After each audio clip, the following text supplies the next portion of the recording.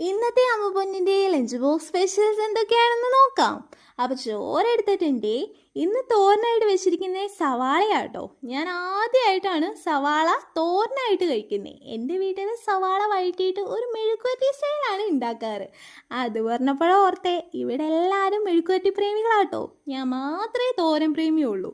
ഞാൻ വന്നേ പിന്നെയാണത്രേ അമ്മ തോരനുകൾ ഇംപ്ലിമെൻ്റ് ചെയ്യാൻ തുടങ്ങി. എന്താ അല്ലേ.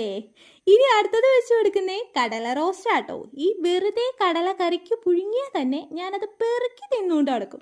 നിങ്ങൾ അങ്ങനെ ചെയ്യാറുണ്ടോ? ഒഴിച്ചിരിക്കാൻ നല്ല ചക്കക്കുരു ഉണക്കമാങ്ങ കറിയും കൂടി വെച്ചാൽ ലഞ്ച് ബോക്സ് റെഡിയാണേ. ഉപ്പുമാങ്ങ വെച്ച് ഞാൻ ഈ കറി വീട്ടിൽ വെച്ച് നേരത്തെ കഴിച്ചിട്ടുണ്ട്.